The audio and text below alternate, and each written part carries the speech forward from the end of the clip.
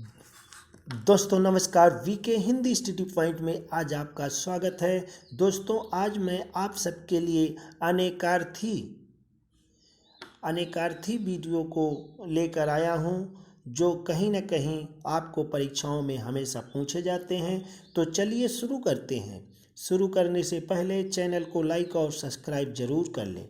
तो आज का हमारा पहला प्रश्न है, जिसका जन्म ना हो सके के लिए एक शब्द है।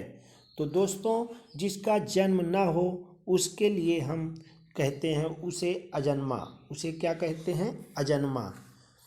अगला प्रश्न है, दूर की सोचता हो, जो दूर की सोचता हो उसके लिए एक प्रश्न है दूरदर्शी। उसके लिए इसका उत्तर हो जाएगा दूरदर्शी। इसी के साथ हमारा अगला प्रश्न है, जो अपनी प्रशंसा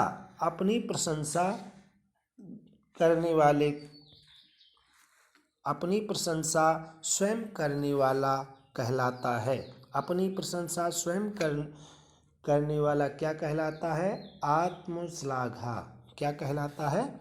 आत्मश्लाघा। इसके बाद है, आदि से अंत तक होने वाला है। आदि से अंत तक होने वाले को क्या कहते हैं? आद्योपांत। क्या कहते हैं? आद्योपांत। इसी के साथ अगला प्रश्न है, जिसका कोई शत्रु ना हो, जिसका कोई शत्रु ना हो या पैदा ना हो उसे हम अजात शत्रु के नाम से जानते हैं। और अगला प्रश्न है, कृतघ्न किसे कहा जाता है? कृतघ्न किसे कहा जाता है?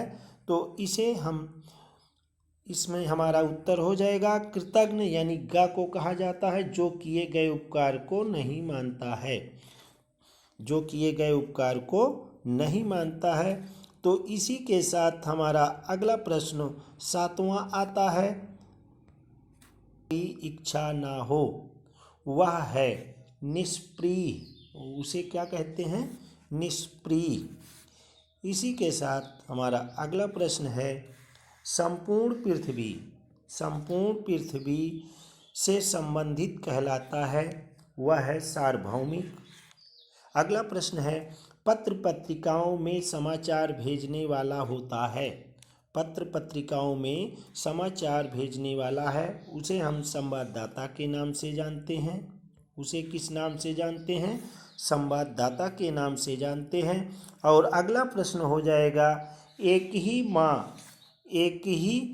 माँ से जन्मा भाई, तो उसे हम सहोदर के नाम से जानते हैं। जो एक ही कोख से पैदा होता है उसे हम सहोदर के नाम से जानते हैं। इसी के साथ अगला प्रश्न होगा, शपथ पूर्वक दिया गया हलफनामा या बयान, शपथ पूर्वक दिया गया लिखित बयान क्या कहलाता है? शपथ पूर्वक दिया गया लिखित बयान कहलाता है हलफनामा। क्या कहलाता है? हलफनामा। इसी प्रकार अगला प्रश्न है, बिना पलक झपकाए देखने वाले को क्या कहा जाता है? बिना पलक झपकाए देखने वाले को निर्निमेष के नाम से जाना जाता है। इसी के साथ हमारा अगला प्रश्न हो जाएगा 15वां, जो है कि जो एक से अन्यत्र जा सके, यानी जो एक जगह से अन्यत्र जा सके, वह है क्या है?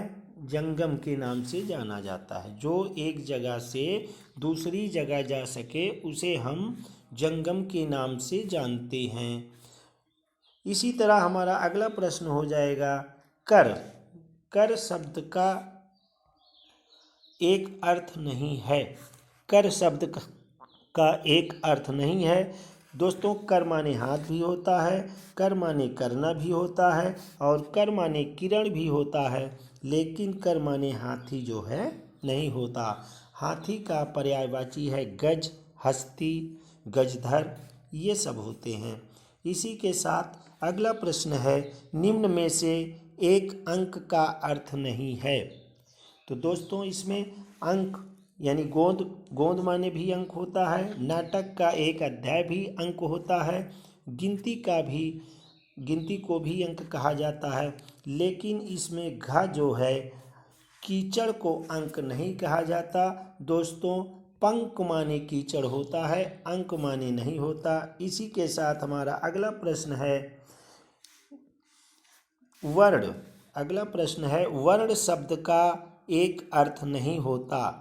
वर्ण शब्द, वर्ण माने रंग भी होता है, वर्ण माने अक्षर भी होता है, और वर्ण माने जातियाँ भी होती हैं। लेकिन वर्ण माने ये जो है गंध, ये नहीं होता। वर्ण माने गंध नहीं होता। ये जो है हमारा हो जाएगा। अगला प्रश्न है चीर शब्द। चीर शब्द का एक अर्थ नहीं होता। चीर शब्द का एक अर्थ नहीं होता। तो इसमें बता दें, चीर माने चीकू भी हो जाता है, चीरना भी होता है, और वस्त्र भी होता है। लेकिन जो है ये रेखा शब्द नहीं होता चीर का अर्थ में। इसलिए यहाँ पर हमारा जो है चौथा सही हो जाएगा। इसके साथ हम आगे बढ़ते हैं। हमारा अंतिम प्रश्न हो जाएगा। अंतिम प्रश्न है हमारा 20वां प्रश्न। सारंग शब्द का 3 अर्थ है, चौथा कौन नहीं है? तो बता दें, सारंग मोर को भी कहा जाता है। दोस्तों अब आता है मेरा 20वां प्रश्न। सारंग शब्द का 3 अर्थ है, चौथा नहीं है। तो आपको बता दें, सारंग माने मोर भी होता है, भंवरा भी होता है, और हिरण भी होता है। लेकिन ये चौथा मधुमक्खी जो है नहीं होता है।